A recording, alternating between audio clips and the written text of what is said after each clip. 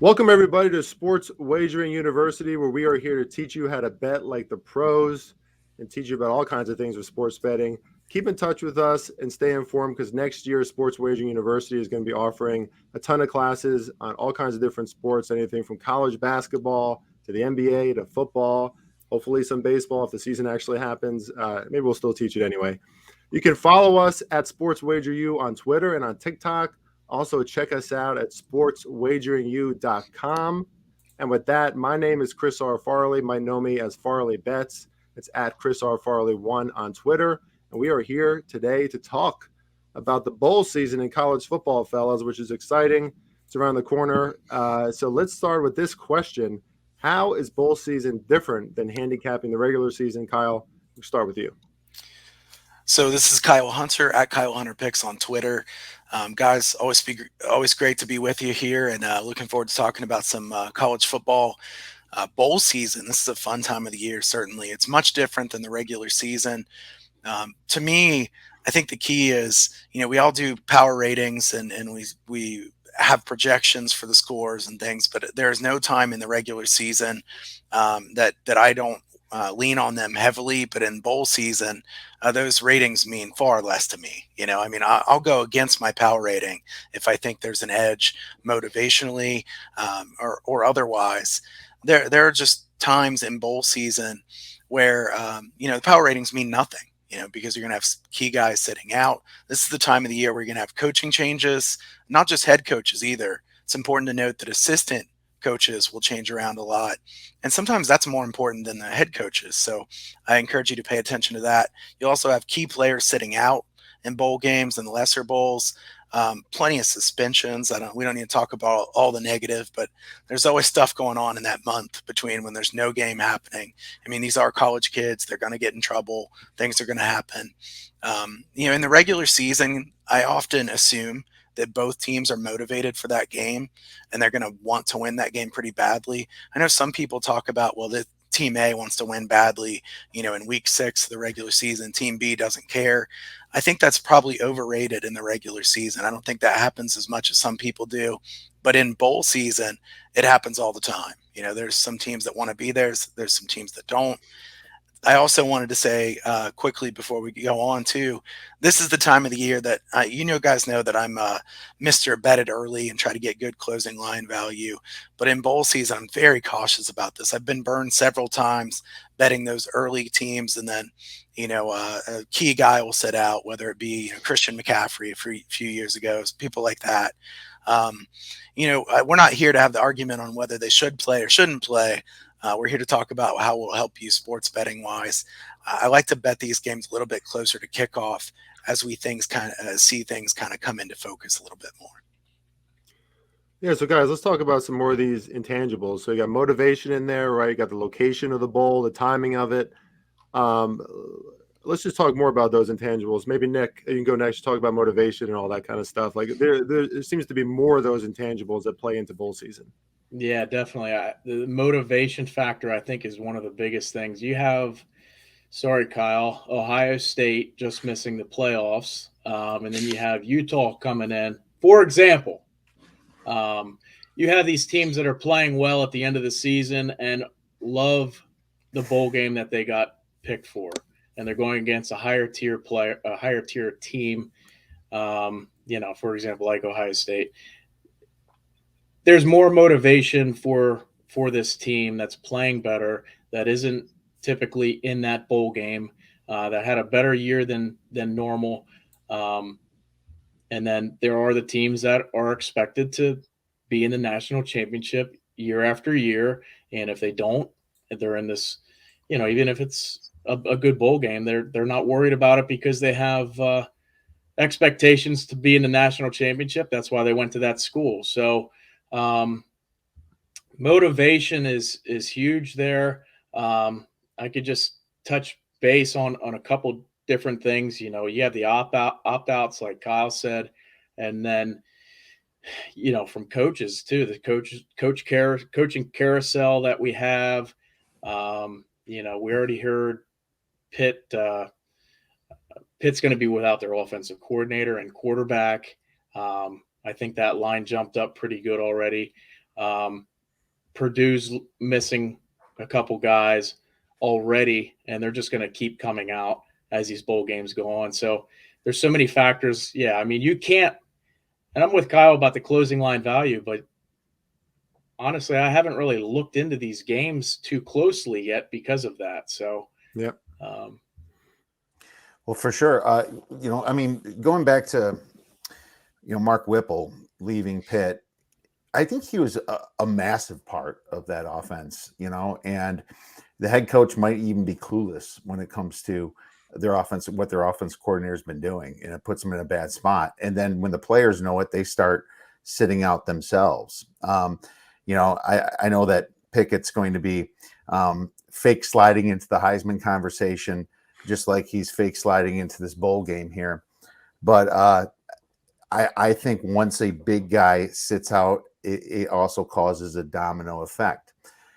Now, I think Pickett should sit out this bowl game, and it's not officially announced. I don't think, Nick. Okay. It's most likely he needs to, because look what happened to Kyle Trask last year. Kadarius Toney sits out. Pitts sits out, and he ruined his draft from the second round down to the fourth or fifth, or sixth even, where he got selected. He ruined his draft stock by playing with no players against Oklahoma and absolutely getting blown out. So that was a massive mistake, and I think some people are starting to realize that mistake. Coaches, what you want to do is find out how do they get their team up for this. A lot of coaches are just like nonchalant. They're like, hey, this is your vacation, guys, have fun and we'll figure it out later. Some people are on completely a business trip, and there's some great sites out there that show some ATS spreads on these coaches that you can learn from and just get a feeling. It's obviously not the end all be all, because a 2-7 guy still could win a bowl game. It just depends upon the situation. Another motivational spot I want to quick talk about is when a conference is won by a smaller team, it sometimes doesn't give them a lot of motivation to win this bowl game. They're still celebrating. It's kind of like with San Jose State last year. They won their conference, and when they got to play Ball State in their bowl game, they got absolutely blown out. They had no care while Ball State was still playing. Watch out for teams that had no expectations of going far and won their conference. Utah State's another one that I could never bet on in this situation. These kids deserve to party. They deserve to have fun. When you're playing smaller bowl games, it means not even close to what that conference championship meant to the school as well as the kids itself. So keep those points in mind. Yeah, that's a fantastic point. Are we going to reference? I believe you guys said you have a list. I mean, I obviously can't go through all the coaches, but who are some of like the best and worst ATS coaches? Anybody can take that one. Yeah, I'll start here, and I want to circle back to a couple other points after we do that as well. Sure. Some of the best and worst coaches here. Let's start off with Mike Gundy, 10-5 against the spread, Oklahoma State in bowl games. Hugh Freeze, 5-1 against the spread at Liberty. Dave Doran, 5-2 against the spread at NC State. Craig Bowl, Wyoming, he's 3-0 against the spread in FBS, and overall 10-3 against the spread, whether it can be in the playoffs at FCS or in the bowls here. I think you have to be good in bowl season if your last name's Bowl, right? Requirement. Yeah. So, I mean, but I'll list off a few of the bad ones here real quick, and we can discuss if you want. Dana Holgerson at Houston, 1-7 against the spread. Dave Clawson, who I think is a really good coach in general. And I think it's kind of important to point out that just because you're a really good coach doesn't mean you're always good at bowls. Bill Snyder was always bad in bowl season. He was a great coach, fantastic coach, especially as an underdog. Mike Leach, 3-8 against the spread. Mississippi State, I have to say, when you look at their matchup, though, this year, Leach should be motivated based on who they're playing against, right? Do you guys think, I mean, is there anything to the thought that teams are playing their bowl game hard for next year? Well, that's a good point. Is that a motivational angle? That's a good point to bring up, and that kind of touches what I wanted to get off on your point, Chris, as far as the Notre Dame coach. With him leaving, does that bring them closer together and want to fight for each other more? And yeah, for the new coach, if you got a new coach coming in, I think that team's going to fight harder because they have a spot to fill for the next year's team. So the new coach might come in and just clean house. So you want to make an example or prove that you belong. So I would say yes. USC is in that predicament a little bit. Yeah. Great coach coming on, some of the kids, but let's face it, these kids also haven't played. A lot of them haven't, they weren't starters. They're coming in because a lot of people are transferring. When it comes to a big name transferring, especially or getting fired like Ed Orgeron, I expect a ton of LSU players to opt out. I do, and I could be wrong, and maybe they don't, but you're going to see them transferring to other schools. These are 4 or 5 star guys. The smaller schools, I don't think it matters quite as much, but some of these kids are going to want to fight just to have a position next year, as Nick said. And there's a couple schools I think that you have to eye that up on. What the great thing about Notre Dame is they have continuity because the defensive coordinator was promoted, right? So they're really fighting and they still believe. And, it's kind of a kick in the pants what Kelly did, but they have to understand there's a business side of this as well. When a coach reaches a top level, his expectation is top. If you start from the bottom, just getting to 6 wins and getting a bowl game is considered an accomplishment many times. So there's a business side to it as well. Yeah, absolutely. And Notre Dame actually a pretty good ATS cover team this year, which is not typical. I know that as a fan who tried to bet on them in the past. I would love to ask you guys this question. How do you even start to analyze 2 teams that would never see each other in the regular season? Of course, the first thing that comes to my mind is like Cincinnati and Alabama, right? I mean, how can you possibly measure the success of Cincinnati based off of the bigs, the size, the athleticism of a team like Alabama? I mean, do you use anything to measure that, to analyze that? Or you use non-conference games, I think, a little bit. And of course, Cincinnati is not going to have the best non-conference, but they did face Indiana and Notre Dame. What I like to look at is what they did against Georgia last year. I think that they showed up, and people can say Georgia didn't show up, but they didn't. They remember what happened to UCF and Auburn. They kind of showed up that game, and I think less that Georgia won that game, more that Cincinnati choked at the end. They made some bad coaching decisions at the very end of that game, and they should have won that game against Georgia. And the kids you could tell there was a talent discrepancy, but it wasn't massive. It was like, okay, Georgia's a step ahead. I can see why Georgia's going to have some professional football players, but that doesn't mean they're as buttoned up as a team that's been played with each other for so many years. Cincinnati's a tough example because they really are high in my power ratings. They might not be in the top 4, but they're in the top 5 or 6. So that's a tough example, really. But the rest of them, you have to remember talent. When they put the pedal to the floor, they can really get margin. Yeah, I want to add to that real quick that I think matchup wise, when you're talking about a big name school against a smaller name school, it's important to look in the trenches. Are they going to be able to hold their own on the offensive and defensive line? Because we see some of these games where the big name team, whether it be a Bama or Georgia or somebody like that, in the past Florida, they just run the ball right down their throats. They can do nothing about it. If they can hold their own in the trenches, I'd much rather take them as an underdog. Chris, I also wanted to talk briefly here about location and travel, what it's going to mean. Is this a destination bowl game? Some of these games, look, we've seen the videos. We've all seen the Bahamas Bowl. And people are pumped to go to that. Why would you not want to go to the Bahamas Bowl? But then the question is, are you pumped because you want to go to the Bahamas? Or are you pumped because you want to play a football game in the Bahamas?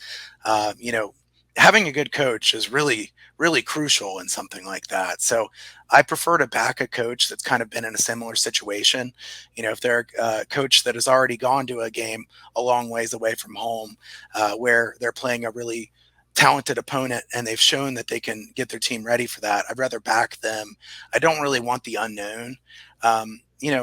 What if you're going to a game a long ways away from home that's in somewhere, I don't want to say a town because I don't want to offend anybody, but in the middle of nowhere, that, there's no destination there that anybody'd really want to go, and you had a disappointing season, you get sent to there and you go, I mean, who cares? I mean, why do we even want to be at this game?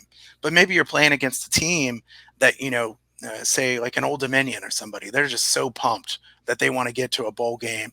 They weren't expecting to get to a bowl game. They definitely want to win this game.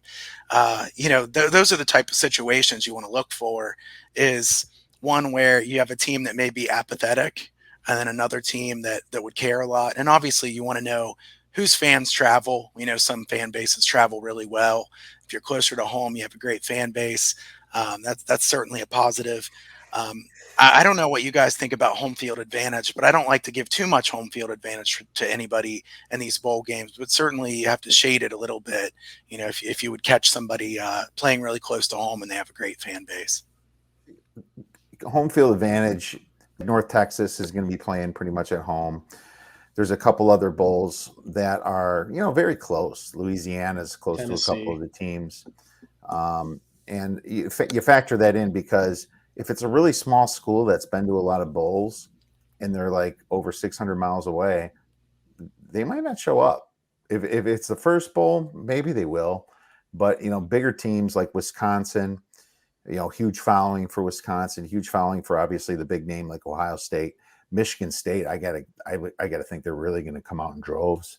In Michigan State, not first bowl appearance in a while. I think they new coach. They're excited. You got to gauge it like that, in my opinion. Nick, what are your thoughts? Yeah, I mean, you really have to worry about these locations. I mean, in the Hawaii Bowl, I think Hawaii's in it, so they're used to being there. Where this other team, who is it, Memphis. And I know we're not getting into the matchups, but that could be an interesting game where Memphis might just, they're going downhill at the end of the season. They might not be interested in playing and just want to have a vacation to end the season. Yeah, I mean, you guys are right with everything you've said. So I don't have much to add to that. Yeah, Chris, I want to add real quick, the Hawaii game is fascinating too. And we won't talk about individual games too much. We'll tease that we'll talk about some of those coming up, Sports Wager U. But Hawaii is also not in a great situation based on, the reports about Todd Graham and his treatment of players. So that's a really tough game to handicap, in my opinion, Nick. I think that's the other thing too with location is weather that you really have to keep an eye on. How the weather is at these locations, so that's definitely a factor. Absolutely. Yeah, I'm seeing a few others too. I mean, you got Arizona State, right, taking on Wisconsin, and Arizona State's pretty damn close to Vegas. You got Tennessee against Purdue. Tennessee's playing in Nashville. Oklahoma, Oregon, right? Oklahoma's right there by San Antonio, so it's quite a few of these games. You have an advantage for some of these teams. Yeah, I want to cover also like how the public does betting against the spread and bowl season, because I think it's important to note that the public sucks in bowl season. They're just not good at betting bowls. It makes sense to me because, they want to bet based on their allegiances to a team or what they've seen from the year before. A lot of people that don't bet college football throughout the course of the season come in firing on all kinds of college football bowl games. I think that's really dangerous. I mean, all of us have paid really close attention to college football through the season, but here's an interesting stat for you. Since 2013, if you just faded the public, so if you just bet teams that have 49% of the spread bets on them or less, you've hit 56% of your bets in bowl games. So, and we all know 56%, while, it might not sound amazing when you hear these people touting some, 80% record or something. We know at Sports Wagering U, that's not true. You're not going to win 80% long term. 56% is tremendous. It's really good. The other one I wanted to say is if you bet against the public in a bigger way, so you're taking ones that are 60% the other side, so you're taking the team that's 40% or less, and they're the underdog. So we want an underdog that's against the public, 59%. Going back to 2005 against the spread. Okay. So you want to pay attention. And I actually kind of think who the public's betting is probably overrated most of the time. But in bowl season, you want to know who the public's betting on, who they're betting against, because you don't really want to be on that side very much. And that's not to say the public can't win. But guys, I think we could go down through the matchups, right? And we won't talk about it game by game, but we already know who the public's going to bet in some of these games. I mean, the public's going to bet Alabama. Am I saying you should bet Cincinnati? Not necessarily. I haven't really handicapped the game that much. But 82% of the bets are on Alabama already. We know the public's going to bet Michigan because of what they just saw from Georgia as well. So if you're talking about the playoff matchups, we know who the public's going to bet. You know, in a lot of these other games, the public's going to want to bet the bigger name team or the team that's played well late in the season. So just keep that in mind as you're handicapping bowl season, is the public's not good at this usually. No, just be careful. Wait, be patient.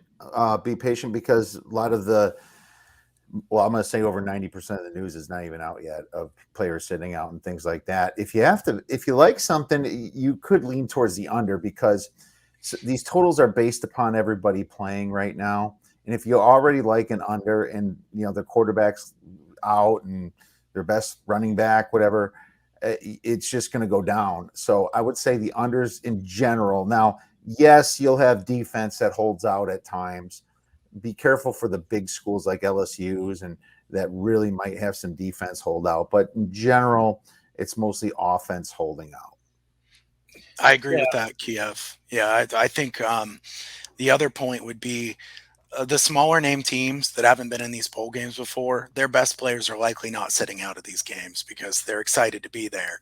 The big name teams that kind of didn't have the season they were hoping to have, those guys are more likely to be sitting out. Like Kiev said, a team like an LSU is one that would be a prime candidate. I mean, it wouldn't stun me if you saw some guys from like Ohio State sit out. I mean, it's the Rose Bowl, but Ohio State expected to be in the playoffs, like Nick was saying. There's some of these teams that you could kind of forecast that they may sit out, and I totally agree with Kiev. In fact, I think the only thing I would bet early on would be unders. Even with underdogs, I'd be a bit worried, because what if their star quarterback for the underdog sat out? But betting overs early is difficult because there could be a lot of bad things happen. Nick, did you have anything you wanted to add to that? Yeah, I would say do your handicapping, get prepared for each of these bowl games, and adjust when the news comes out. You can look at your notes and just readjust which side you want to do. And yeah, I mean, there's too many skill guys that are going to opt out that you cannot play the overs because of that. So, and same thing on defense. I mean, there's linemen. I think there's a Pitt lineman that just, no, that wasn't Pitt. Purdue. It was Purdue that opted out already. So,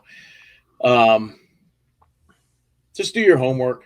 And when the news comes out, deal with it then. And you already have a head start on what you want to do. And whether that changes your mind, you can make that decision then. Yeah, and just can I ask, is there a general timeline where people can expect for us to know more information before these games start? I would think, in the time range of 5 days to a week before the game, somewhere in that range. I mean, we're pretty far out from a lot of these bowl games as we record this. So we haven't heard that much compared to what we're going to be hearing. I think there'll be a avalanche of news on these coming in the next week or so. So, I would say within 4 or 5 days, or maybe a week before the game, is when I'd expect to be hearing quite a bit. That also gives you time to wait and see who the public's going to bet, because the public doesn't bet until closer to the game time. So waiting on these, I'm usually the guy who wants to bet early, like I said, but I think waiting on these is really a good idea. I'm going to say 3 days before is decent. Players rarely would sit out the last minute because it screws them over. They're going to have some serious practices a couple days before, and if all of a sudden your player sits out, the team's going to be like, seriously? I mean, they're buddies too. They're not going to screw their buddies over. If they know they're sitting out, they're going to give their team 5 days to a week at least, Kyle, maybe longer, in my opinion, I think. So great points there. Public will be right before the game. It's exciting to be talking here for Sports Wagering University about ways to try to help the bettors be more informed. We're sports betting is getting more and more popular, guys. We all know that. We're going to see a lot of new bettors coming on board. All of us have done this for a long time, and we're looking forward to helping everybody at Sports Wagering U. So you can check out everything that's going to be coming up. We'll have a link also to the newsletter and such in the show notes here. So check everybody out here. I recommend all three of these guys sitting along with me. Looking forward to working with this crew going forward.